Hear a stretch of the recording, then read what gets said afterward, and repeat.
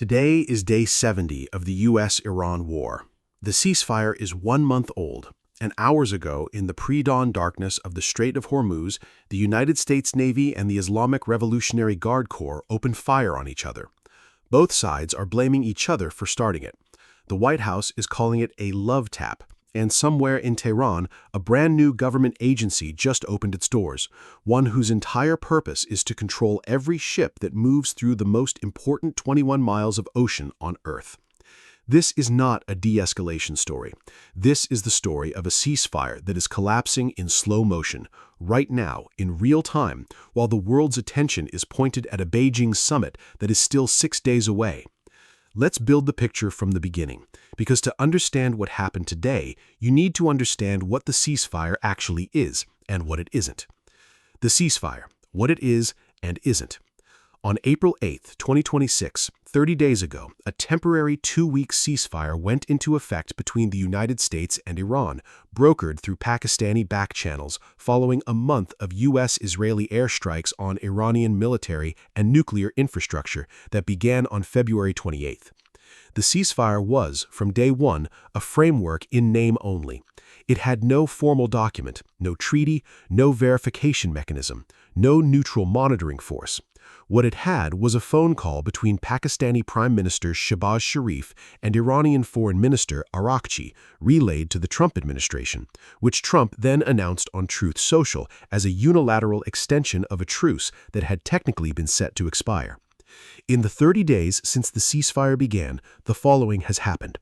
Iranian attack drones have struck Iraqi Kurdistan 16 times. Iran launched missiles and drones at UAE infrastructure, causing a fire at the Fujairah oil refinery. The USS Gerald Ford Strike Group engaged and destroyed multiple IRGC fast attack boats on May 4th during Operation Project Freedom. Trump paused Project Freedom 2 days later, citing great progress on a deal. And yesterday, May 7, 2026, day 69, Trump told reporters the U.S. and Iran were having very good talks and that a deal might be within reach. 24 hours later, U.S. destroyers and Iranian forces are exchanging fire in the strait. This is the ceasefire. This is what a ceasefire looks like when neither side has agreed on what it means. What happened today? The exchange of fire. Here is what we know, right now, as of this recording. 2 United States Navy destroyers were conducting a transit of the Strait of Hormuz in the early morning hours of May 8th. CENTCOM describes what followed as a response to unprovoked Iranian attacks on those destroyers. The U.S. military says its forces intercepted inbound threats, missiles and drones, and then conducted self-defense strikes targeting, and this is the list that matters, Iranian missile and launch sites, command and control locations, intelligence, surveillance, and reconnaissance nodes. That is a long list. Those are not warning shots. Those are counterforce strikes designed to degrade Iran's ability to conduct further attacks, not just to punish the attack that already happened. The targets CENTCOM hit were at Bandar Abbas, Iran's primary Gulf naval base, where an Iranian official confirmed the strikes hit the port, the loading dock, and a garrison. At Qeshm Island, the strategically critical island at the strait's entrance that analysts have called the primary platform for Iran's entire asymmetric naval strategy, and at Minab, just across the water from Qeshm. These are not peripheral targets. These are the command infrastructure of Iran's Hormuz interdiction capability. CENTCOM hit them all in a single response action. The aggressive, terrorist, and bandit American army, violating the ceasefire, targeted an Iranian tanker that was moving from Iranian coastal waters toward the strait.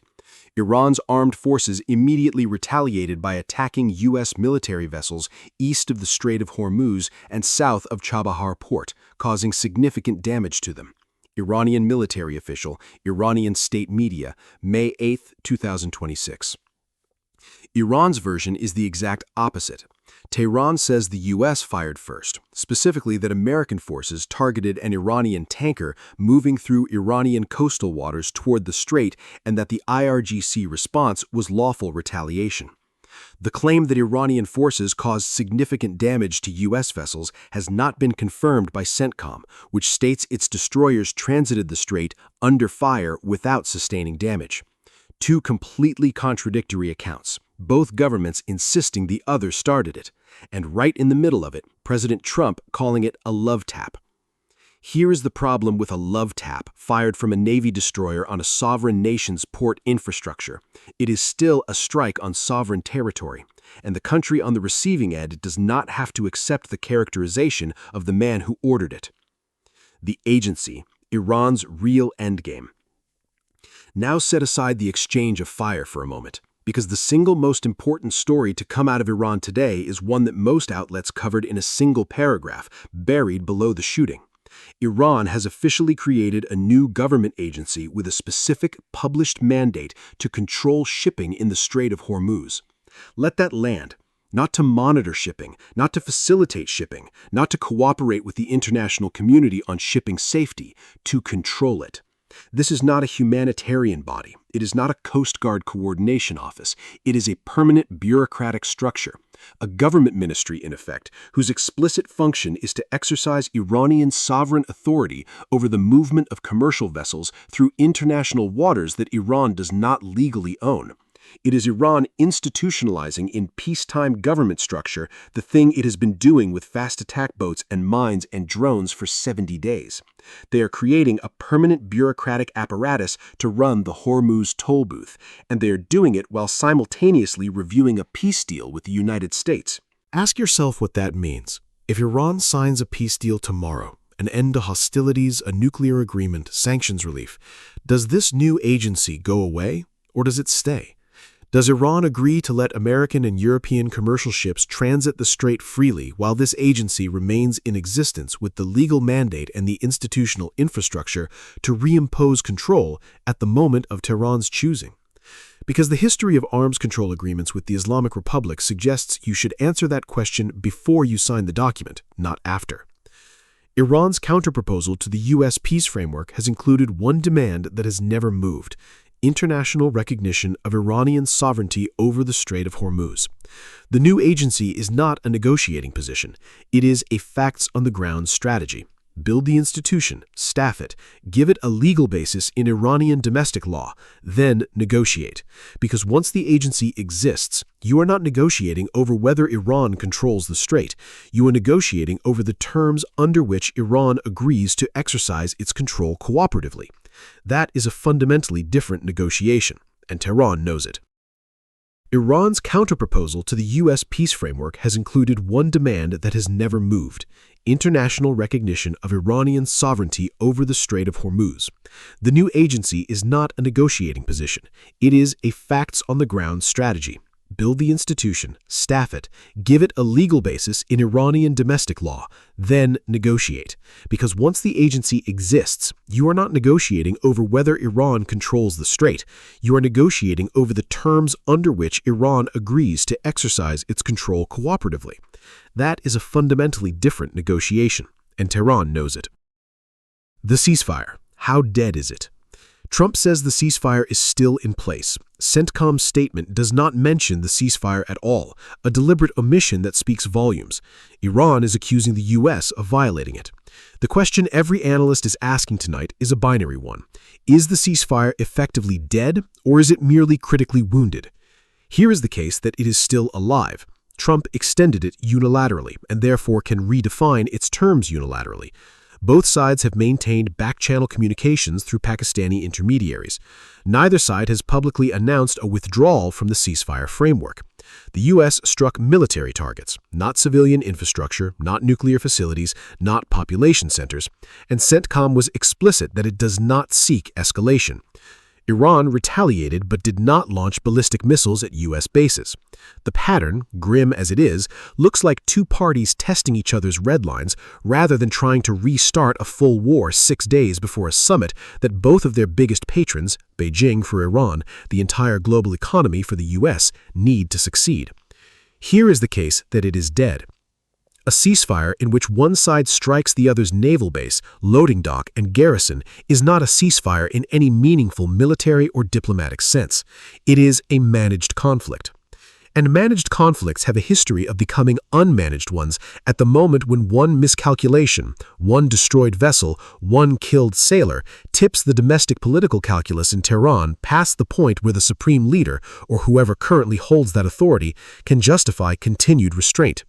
The ceasefire's original architects in Islamabad never solved the fundamental problem.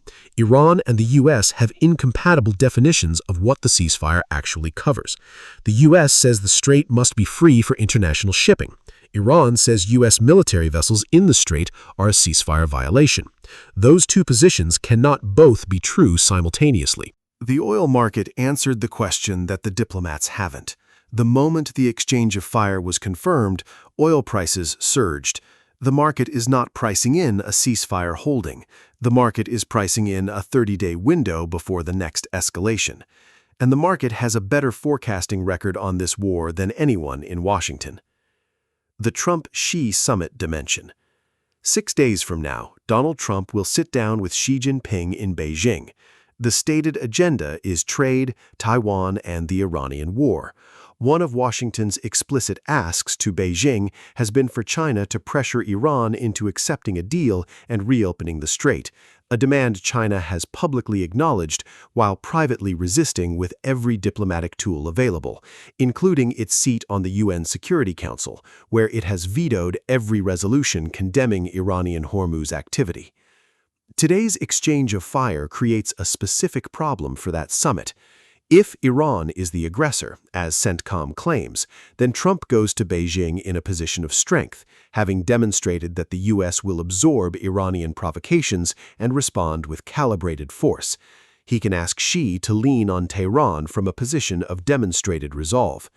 But if Trump's love tap framing takes hold, if the White House narrative is that today's exchange was minor, controlled, and compatible with a ceasefire that is still notionally in place, then Iran reads the signal correctly.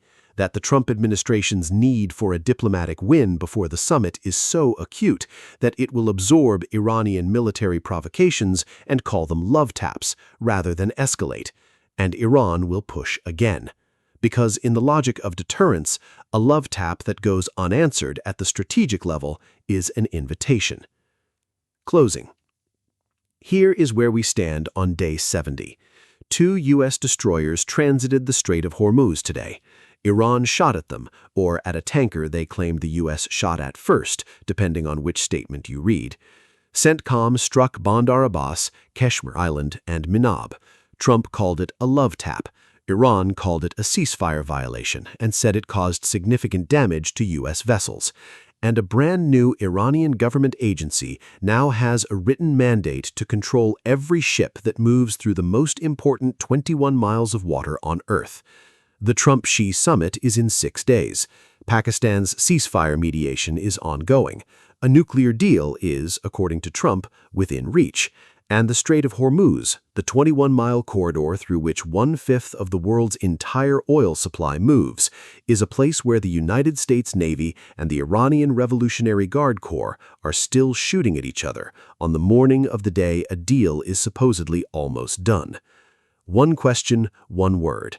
If you believe this ceasefire survives the next 6 days until the Trump-Xi summit, comment holds. If you believe today's exchange is the moment historians will point to as the ceasefire's actual end, comment done. Watch this space, stay sharp, and remember, a love tap at 30 knots in the Strait of Hormuz still makes a very loud sound.